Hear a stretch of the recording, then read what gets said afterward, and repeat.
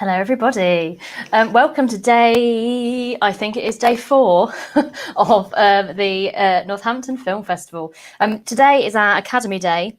So we've got an absolute ton of free talks, workshops, Q&As. I've just come from a talk actually about making the most of your brain in these kind of networking situations and going to your happy place. And I do love watching that intro video and looking at all the things that we at Screen Northants, who run the film festival, have shot. It's definitely my happy place. But today, for this session, we are talking to Chris Sayer and Jason Arber. But before we get to talking to them, I'm going to show you some of the stuff they've done. So I'm going to start with Chris's showreel and then go straight into Jason's. So enjoy.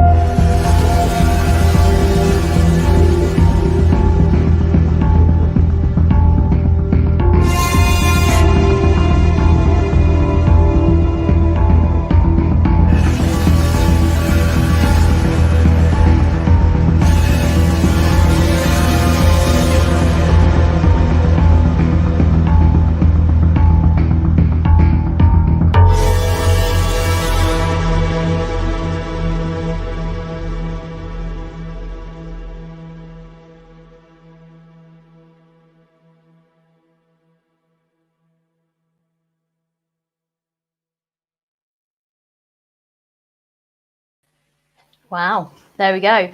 So without further ado, I'm going to bring Chris and Jason in. Hello, how are you? Good, Hi. thanks. How are you? Yeah, all right. Yeah, I mean, I feel I'm kind of getting a bit blasé now about like being live because we've been doing so many of these. But it's just really exciting to keep talking to like really diverse people. And I should say actually, if anyone's got any questions, so it isn't just me going on, they can put them in the comments under the YouTube or the Facebook if you're watching this live, and they will come in to us. So go for it. But yeah, so obviously, so I got to know you two through our feature film Fortune Cookies. I was recommended to get in touch with you, Chris, because we were looking for someone to do the opening fictional game show credits for that feature film. And someone was like, "Oh, you should talk to Chris, and he's based in Northampton." And we kind of looked at your show reel and thought, "Oh yeah, okay, yeah, we're in safe hands here." And obviously, then you've kind of brought Jason to us as well. But I'm keen, obviously, like I say, we've kind of pitched this as kind of visual effects and animation stuff, but I'm keen to kind of hear from you guys what your main job is, because I'll start with Jason. Obviously cinematography seems to be what your show reel is all about. Although that is a relatively recent thing. I've had quite a circular path. I studied film and photography at University of Westminster, and then immediately went into graphic design and designing record sleeves for Ministry of Sound and Oasis and that sort of stuff. Then went into web design, and me and Chris are really good friends. So around that sort of time, me and Chris started working together. And then eventually we decided to form a moving image company together called Wild Stallions. And that was with one of our illustration friends called Rich. And we just found that we worked really, really well together. We had kind of complementary skills. And at that time, I was mostly doing animation and doing like photography on the side. But we directed a lot of commercials and that sort of stuff. So I generally took care of the live action directing side of things, and then Chris was more in charge of the post-production side of things. And that's really how the division of labor started.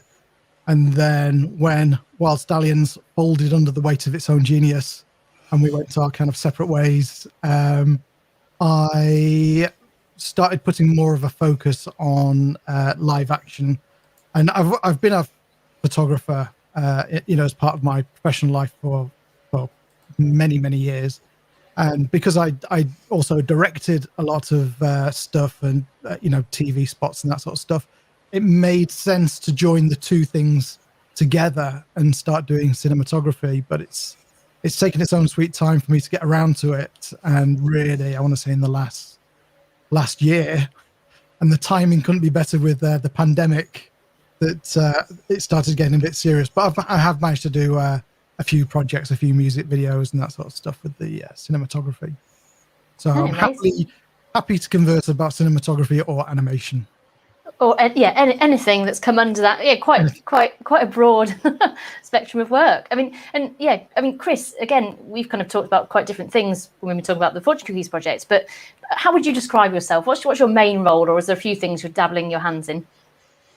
Well, yeah, I generally define myself as a generalist, so a little bit like Jason, except Jason's skill set is a bit wider than mine. And when it comes to animation, one of the things we used to do when we ran Wild Stallions was we would, when a brief would come in, we would quite often, that it would be the idea that would lead the technique, but quite often we would do a live action commercial, for instance, and then we'd get a little bit not tired, but we felt sort of that we wanted to do something different straight after doing something, sort of visual effects based and very much live action based. We'd then really want to do something, polar opposite to that. So we'd end up doing some character animation or something like that.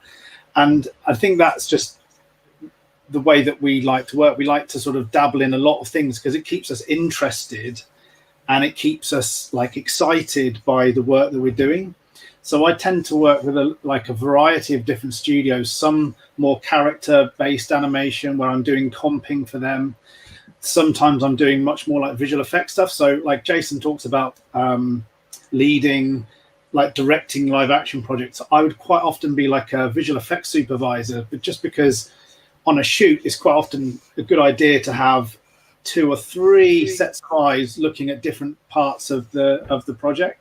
So whilst Jason would be directing actors and thinking about, you know, where to put the camera and stuff like that, I would be making sure that if we were going to be doing some sort of, I don't know, some sort of science fiction or some kind of explosion or some sort of visual effects based animation, that I would make sure that there's tracking markers and that we had like a chrome ball to take HDRI information, to do 3D reflections back at the studio, and just take other notes, you know, the focal lengths of the lenses, and, you know, the distance from subject, all that kind of stuff. So you know, I'm pretty happy directing a team of animators, being one of the animators, comping, storyboarding, being a 3D animator, being on set doing visual effects supervising. I'm very sort of you know, my skills set is quite wide ranging, but during the pandemic I've been very much sort of based obviously at home, my home studio, and it's been mostly After Effects and some Cinema 4D type animation and compositing. That's generally the sort of stuff that I do on a daily basis. And so how? Yeah, it sounds like, I mean, you do a huge array of things. So how did you get into it? What was it that drew you to all of this stuff? Well, for me, I was so I went to Moulton School in Northampton. That was my secondary education, and when I was there, it was just a thing in my brain. I thought you just automatically from GCSE go and do A levels at the same school.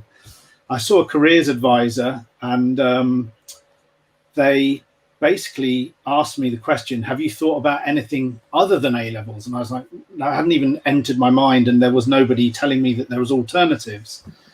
And she said, well, you can go to college and you can do a BTEC in general art and design, and that might be better for you since you're very creative, and generally that was the only thing I was good at anyway. And so doing another subject alongside A-level art probably wouldn't have suited the sort of person I am. So I ended up going to college at about 16 and doing this 2-year BTEC in general art and design, which is a bit like a 2-year foundation. And that got me into Manchester, where I went and specialized in illustration. And that particular course had an animation element to it. And I was always interested in animation. But back in the 90s, like, animation was not very accessible. Like, you know, we didn't have smartphones or tablets or desktop computers that could even do animation. I used to have an Amiga 500 back in the 90s, and it had this piece of software on it called Deluxe Paint 2 or Deluxe Paint 3, I think it was. And it allowed you to do pixel animation, and I used to do tons of that, but it was never something it was just something I used to dabble in and enjoy doing, rather than something I ever thought would be my career.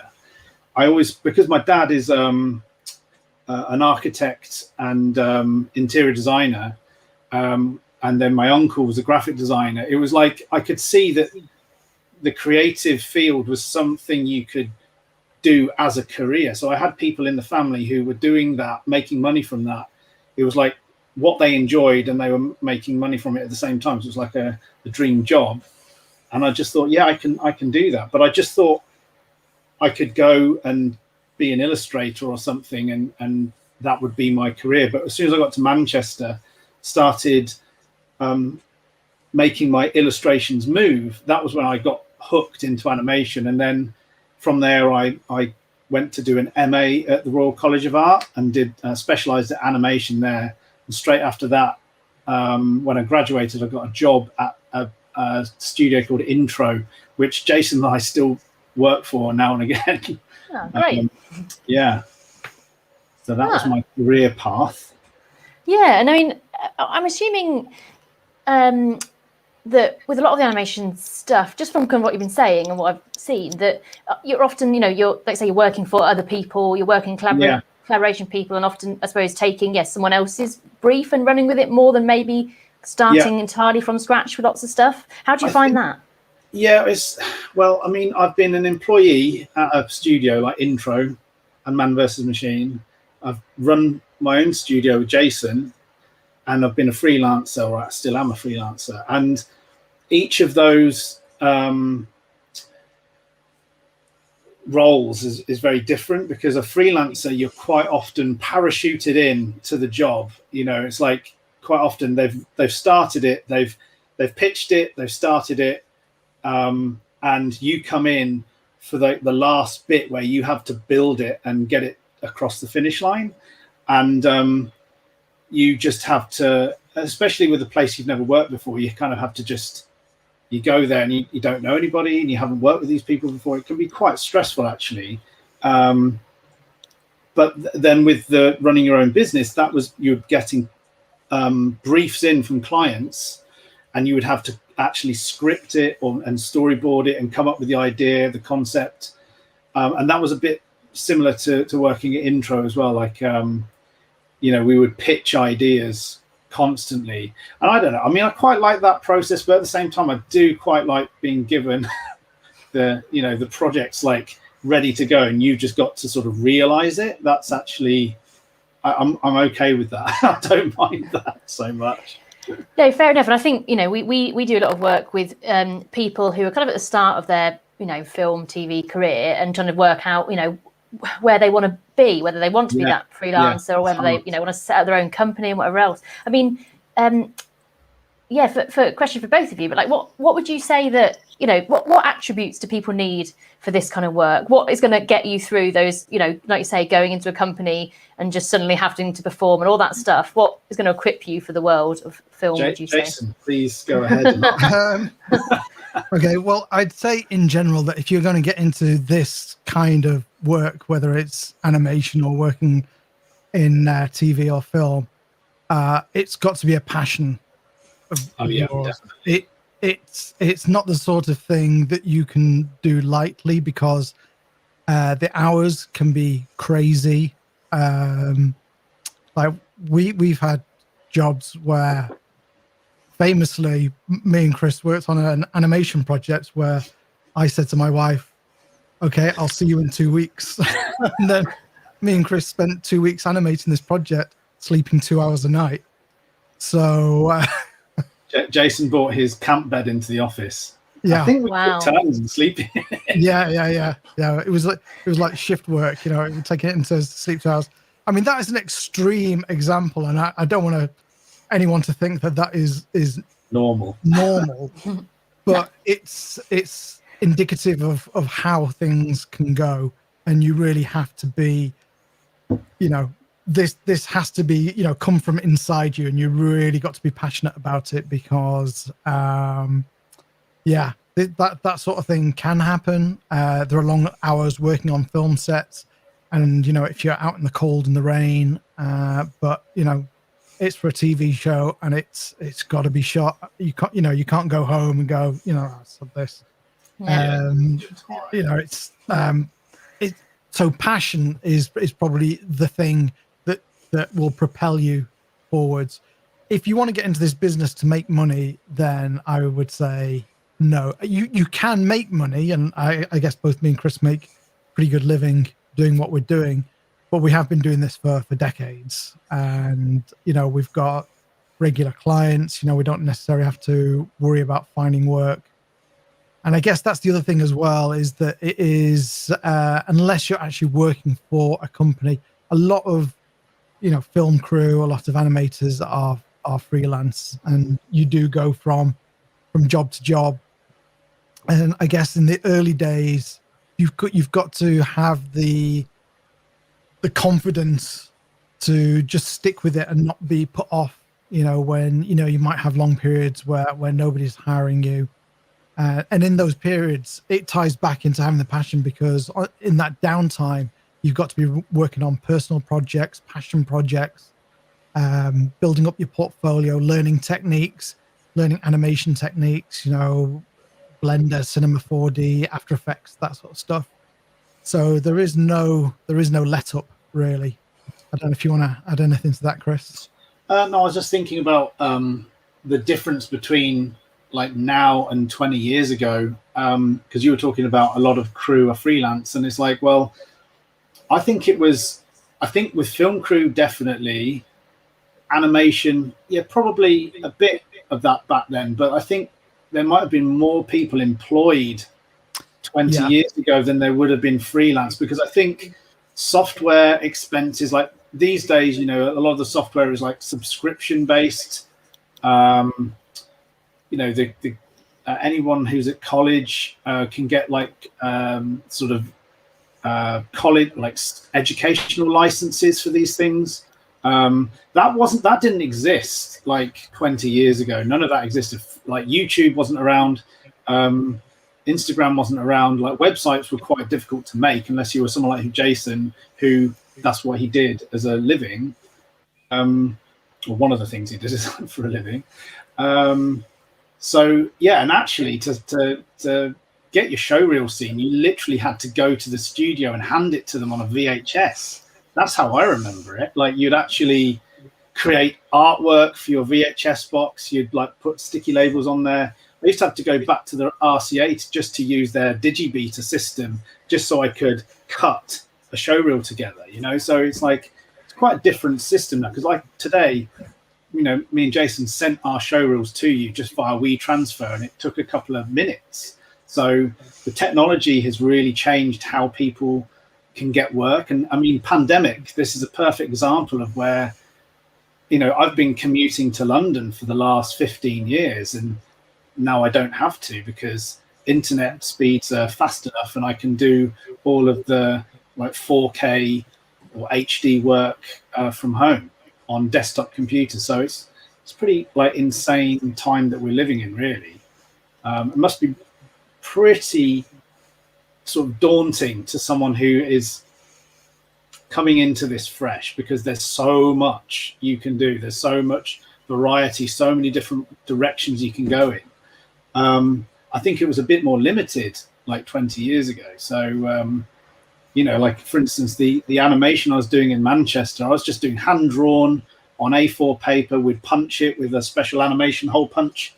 I've still got my very special, this is a peg bar that I got when I was at the RCA that holds your paper in position.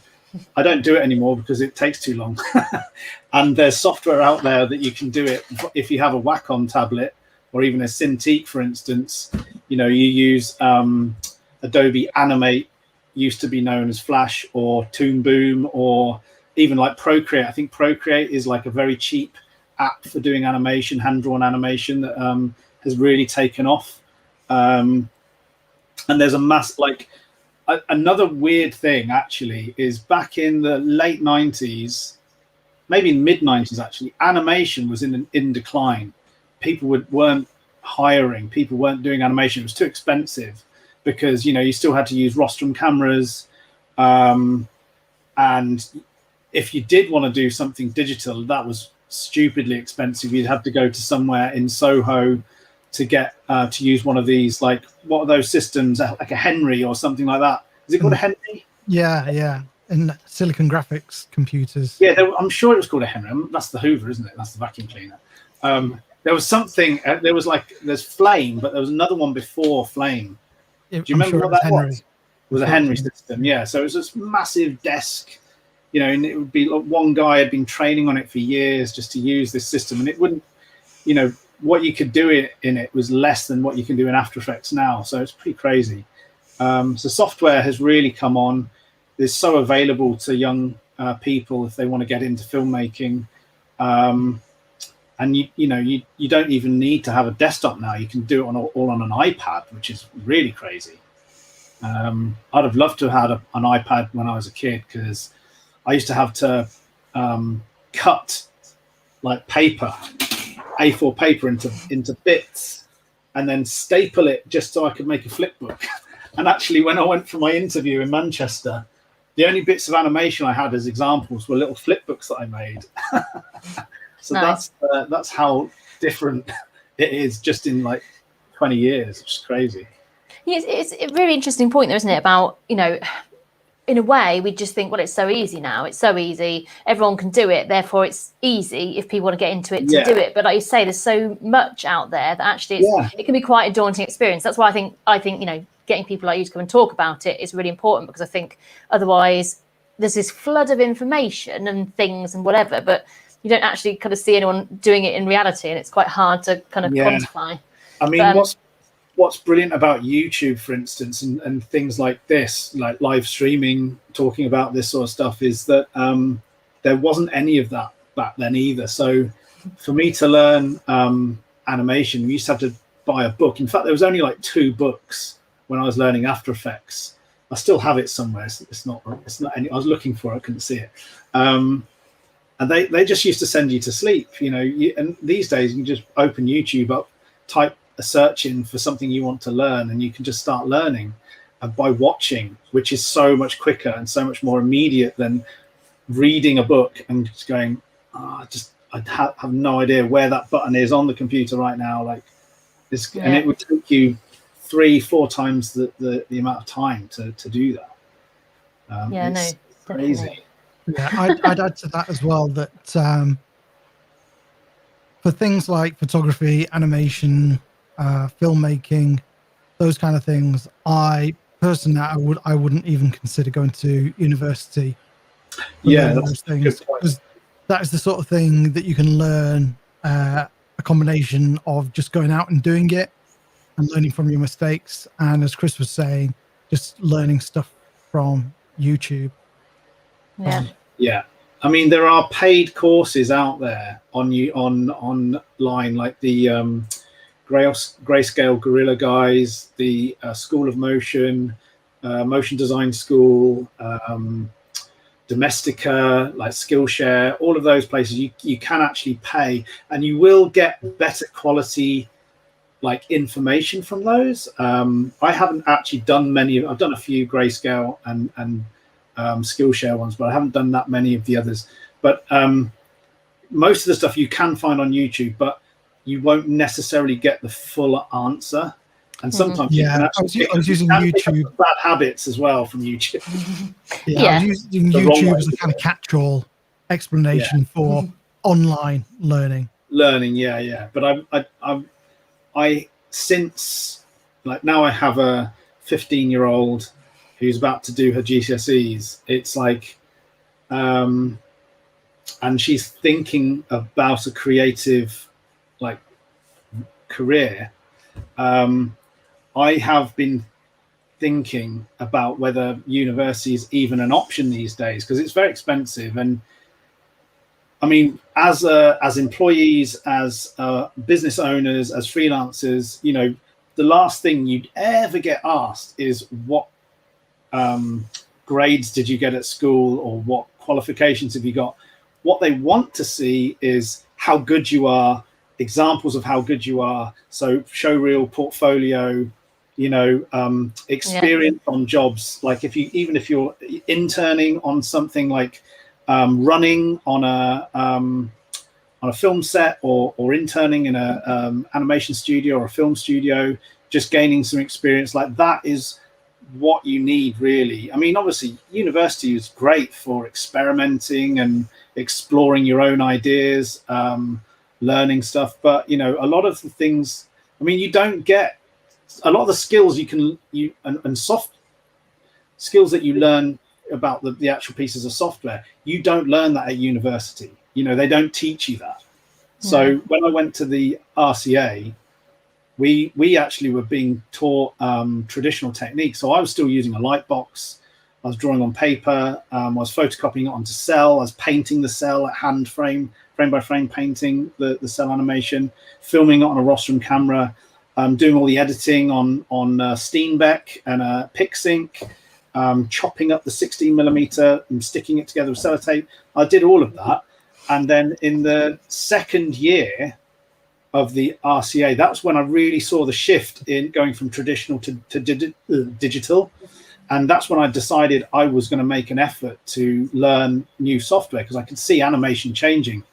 And I actually had to go to courses within the RCA. It wasn't part of my course. They didn't teach you After Effects or Maya or Cinema 4D or Blender or any of those like pieces of software.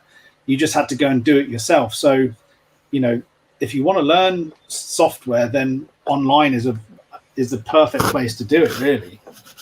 Yeah, no, definitely. Well, actually, we've had a question come in, so we've had two actually. So I'm going to pose a question to you. So Adrian actually is somebody that has started making some short films as part of our 48-hour film challenges, and has been doing. You know, I'm so impressed with him. I think probably doing a lot of what you're saying about going online, finding out techniques, and doing all sorts of things. He's not only making films for the first time, but also involving lots of visual effects and stuff. So yes. Do you have a freedom of style choice? Was it part of the brief? And does that impact how much you enjoy it? Mm. Yeah, well, for me, it depends on the job. Like, obviously, if you're doing your own thing, then you have complete control over that. But if you're working for someone else, quite often style is already set. And in animation especially, I feel that sometimes you have to be a bit of a chameleon, and you have to be good at interpreting other people's styles. So as an animator, I often work with illustrators. So I'm not necessarily coming up with the style myself. So it really does depend on the job. So for instance, I worked on the promos for BBC Cricket last year, and that was something that was basically a collaboration between me and Liam from Picnic Studio. So he was sort of designing it in the 2D as like 2D style frames, and I was making like 3D versions of his 2D paint illustrations. And so it was a back and forth between me and him, because what would end up happening is I would build it back to him. He would do his illustration based on my 3D, and then I'd project it onto the 3D objects. So sometimes I'm quite involved in style, and other times I'm just interpreting someone else's style. So Jason, have you got anything to add to that? I mean, a lot of how I still earn my money is animation, and so my experience is the same as Chris, in that, you know, if you're pitching the job, often you're pitching a style.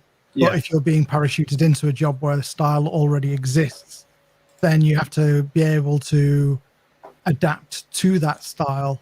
And, you know, as far as the client's concerned, you know, a job which was done 6 months ago by a completely different team has to look identical to the job that you're working on. So you do have to be able to adapt from that point of view. And then there's another twist on that, which is that quite often, because both me and Chris have been doing this for so long, sometimes I'll get invited into a job because of a particular style that I have.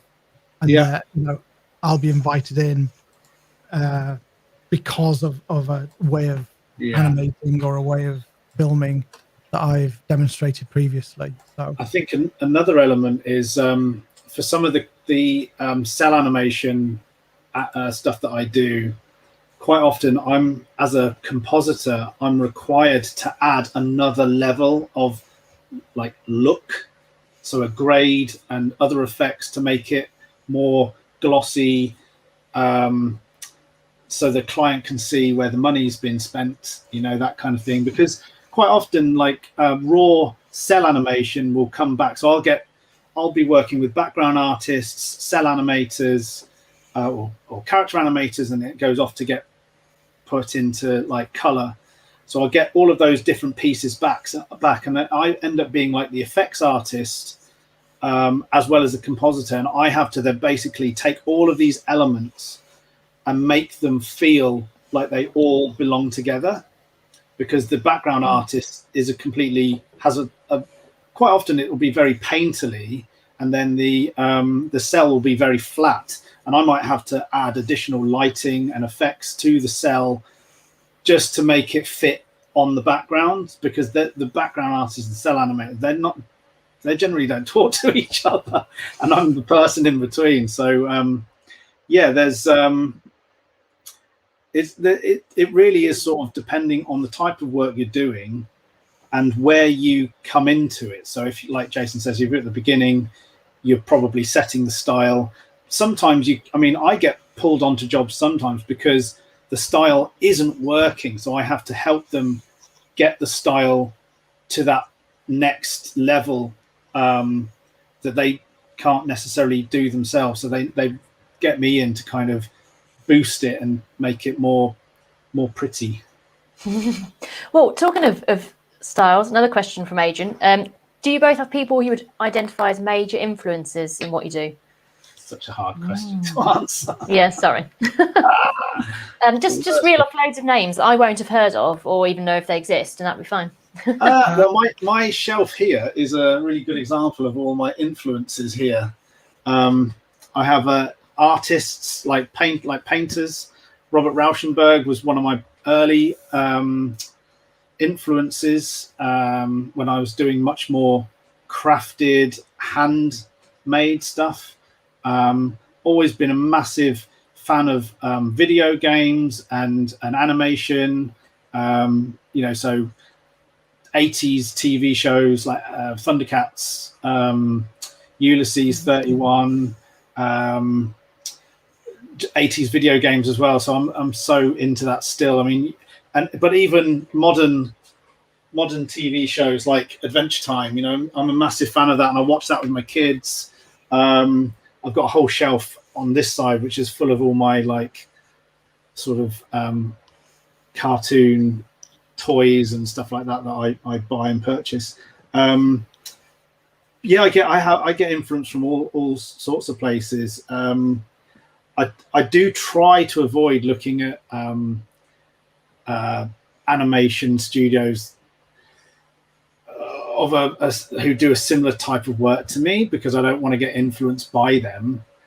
So I try to steer clear of that. So I do try to look at influences in alternative places. So illustrators. I love looking at illustration and painters. Even just like architecture, I could get really fired up about that sort of stuff too. Jason, I butted in because you were going to start answering this one first. I'm really sorry. I mean, Chris has got a lot of like cartoon and video game influences, whereas mine's probably a little bit more filmic. I went to study film because I had two opposing influences on me. I went to go and see Star Wars. I'm going to get the right place. Yes. When it opened, and that was a massive influence on me. And then I also saw David Lynch's Eraserhead at an impressionable age. And so I've got these two opposite influences on me, which have informed my work going forwards. And I would say probably the kind of weirdness of directors like David Lynch and Stanley Kubrick have probably had a massive influence on my live action stuff. And then as far as the animation side of things, I'm probably picking up Chris's influences secondhand, because it was Chris that taught me how to do After Effects. So before YouTube, you see. Yeah. Oh, yeah. Yeah, Chris was my YouTube. Ah. Well, and so going from influences to, there was no constraints, you didn't have to worry about budget, you could do literally whatever you wanted. What would be the dream project? So it's a really hard one as well, I know, but I like the question, so I'm just going to keep asking it to people. Jason, you can go first on that. All right, okay. Well, think about this one.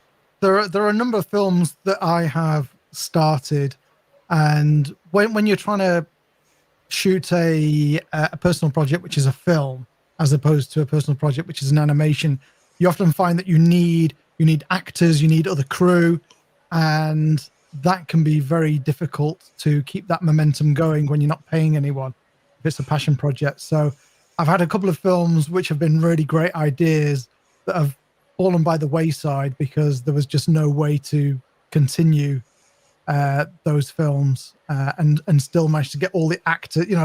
I've had actors who suddenly decide to get their hair cut and just continuity. Yeah. But if you're not paying them, you can't stop them from doing stuff like that. So I guess if I had a whole load of money, I would probably go back to some of those projects and do them properly and give them the love that they deserve. Is Magnesium one of them, Jason? Yes. This is a film that me and Chris worked on a couple of years ago. 10 years ago now, I think. Yeah, it's not a couple of years ago now.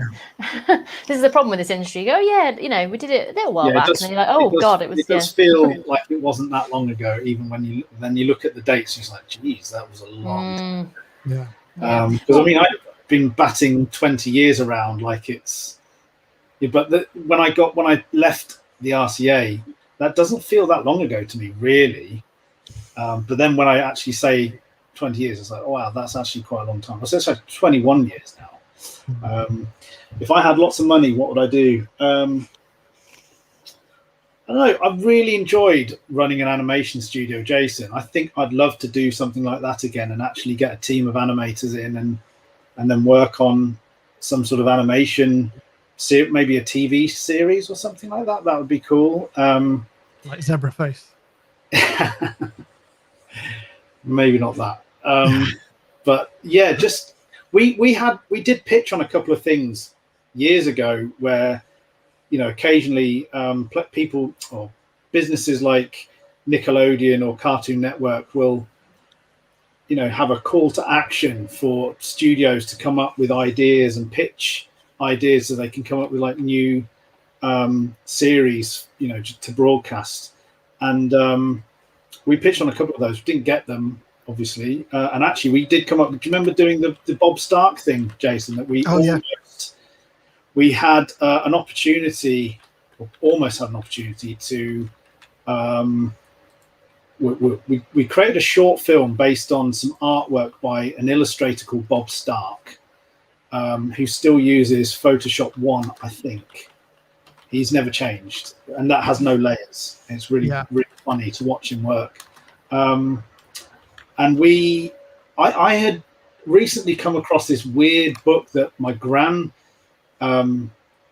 used to read to us when we were kids called, I'm not going to try and say the German name, but the English name is Shock-Headed Peter. I've got it over here. German is Struwwelpeter. It's this book here, and it's got really strange illustrations and stories about if you suck your thumb, this guy will come and cut your thumb off, and really, and if you play with matches, you'll burn and die. This kind of stuff. And Bob Stark, he basically re-illustrated it, so it's like a more modern version, and he changed it a little bit, so it was slightly less death, I think. And we animated one of the stories, and it got a lot of interest online, and it was before Instagram and before YouTube was actually good. And I don't think even Vimeo was around at that point, but I don't know how we even got it out there, Jason. Do you remember how probably just on our website or something? Yeah, it was just on our website. But it was getting a lot of interest, and I think it was Adult Swim, right? Or Frederator, the guys that broadcast Adventure Time. They contacted us and they did an interview with us, and then they were like, yeah, you guys should make this thing. It's really cool. It's really funny. It's gonna, like, loads of people are gonna really like it. But they basically said, well, we've got no money, so you have to sort of make it yourself and then hope that someone's going to buy it later on. And we were just like, we didn't have the resources to do that at the time. But I think doing something like that would be pretty cool. That's what I'd love to have some time to do something like that. That's what I would spend that infinite amount of cash on. Amazing. Well, I can't believe it, but we've basically run out of time. I feel like I know. I mean, I did 3.5 hours, I think it was, of Q&As yesterday, and still went out of time with all of them. And I thought, I feel like we could talk for hours, but maybe there's a series in here. But what I'm asking everyone, it's just come out on all the other Q&As, so now I'm doing it officially. We've just been talking about how we started off with our first Q&A of this whole festival was with Mitch Jenkins and Colin Gowdy, who'd worked on Alan Moore's showpieces and then the show. And Alan and Mitch kind of famously go on about Northampton being the centre of the universe. And so I just like to pose this question. And Jason, I don't know how well you know Northampton, but Northampton. I've been to Northampton a few times. Hey, so yeah, Northampton, kind of a big deal. Are you asking me whether it is? Both of you. Is it a big deal? Yeah, I think so. I've been sort of, actually, when I was younger, all I could think about was getting away from Northampton. But then when I moved back here, I just started becoming quite pro Northampton. And when I used to run a business with Jason, we'd have all sorts of funny conversations about Northampton and how it would we used to say stuff like it's the center of the universe. That was really funny because I would come in like talking about something that happened at the weekend and they're like, oh man, that only ever happens in Northampton. Yes, exactly. Maybe that's the theme for 2022. Only ever happens in Northampton. Oh, I'm going to write that. No, yeah, that's right. We're recording this apparently, so I can rewatch it. Hopefully press the record button. Hopefully. No, we've had quite a lot of comments. In fact, I'm going to run out of time, but Daryl Chase, who's the director of our Macbeth, asked a question which you actually answered before I put it up. So it's great about future projects and stuff. So brilliant. Thank you very much for that. Hopefully we will do some more of these and chat more. And obviously, I'm very excited to be working with you guys on Fortune Cookies, and thank you for supporting that, because that film wouldn't be possible without everyone, supporting us in the way they do. So thank you very much, guys. I'll let you get back to your Saturday afternoon. And if you're watching this still, in about 10 minutes, we start another one with Emmy award-winning post-sound person, Tim Hans, who is also quite local. Not quite Northamptonshire, but we will allow him in. So thank you very much, Chris and Jason. Much appreciated. No problem. Bye, and bye, everybody. Goodbye.